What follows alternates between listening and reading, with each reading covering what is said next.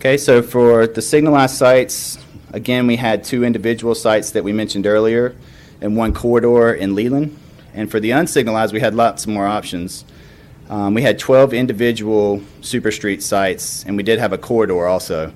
And they were spread out well across the state of North Carolina, which that's always an issue when we do research in North Carolina. We have everything from the mountains to flat as a pancake down at the beach. So they want to make sure when we do our research, we include sites all over the state, to look at the effects everywhere.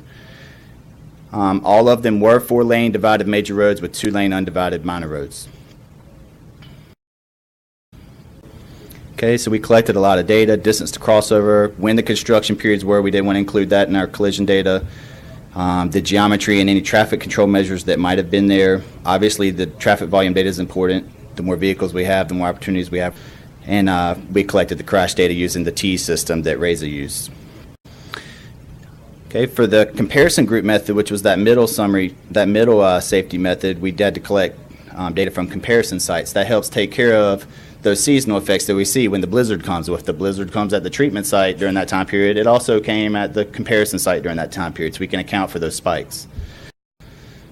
Okay, so when we started the EB method, what we found was models that are given in the HSM did not work well for North Carolina conditions. And basically what we found was when we have a 3-legged intersection that the total and fatal and injury crashes, or 4-legged, were about 1.5.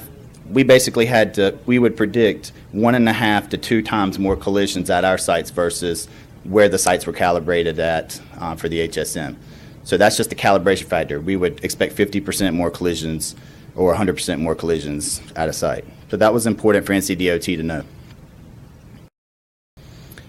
So basically, a very simple, naive before and after analysis. We did that at 8 of the 13 unsignalized sites we studied did show statistically significant reductions in the total collisions.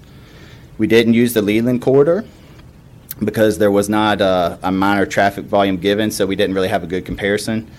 And one of the 2 signalized sites did show statistically significant reductions in total collisions. The other one showed reductions, but it wasn't statistically significant.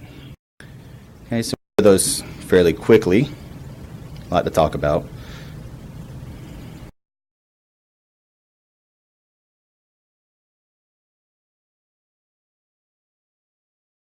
Okay. Basic gist here is the unsignalized set. We saw reductions for the unsignalized superstreets, but look at the signalized set. It shows a high increase in collisions, right? We had a really hard time actually getting a model to work with signalized sites. The basic gist here, almost wish we didn't put it in signalized findings, is that we didn't have enough data to really say anything on the signalized sites. They were still too new. We only had about 4 months of data at the corridor that had 5 intersections. We just couldn't really say what was happening. Some of that could have been due to the construction. So the gist here is just look at the unsignalized findings. Okay, and then we went one step further with the EB analysis, empirical Bayes. And again, the gist is that there was a reduction this is only unsignalized sites. This is kind of the most robust study you would look at. If I was to say look at just one, look at this one. And we did see reductions in total collisions, in fatal and injury crashes, and then if you look at them by specific types, angle and right turns definitely went down because we got rid of the left and the through from the minor, which is a really dangerous movement. Okay, so if you look at them across the board for unsignalized, EB being the most robust, okay, you would see that we basically see reductions, and then the color basically represents what was actually statistically significant with 95% confidence. So the ones that you see an increase, those weren't statistically significant, so we don't know if we don't have a high level of confidence that that's actually true. Okay, we also conducted some surveys at these sites. So resident surveys, one each week. We sent it to 500 residents. 250 of those were at signalized, 250 were at unsignalized, again at 1 week intervals. Asked the key question to the residents. These are what I consider the side street people.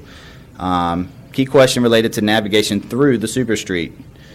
Okay, 41% at signalized said it was more difficult. 31% said it was more difficult at unsignalized. Overall, about 37%, so we had a mixed response there. Okay. So the key question had to do with safety navigating the superstreet. 49% at signalized said it was more safe. 61% at unsignalized said it was more safe.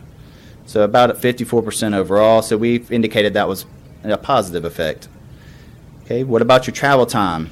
Signalized sites said it took them longer to get through, 51% of the time. Unsignalized said 33% of the time. So we had a negative response.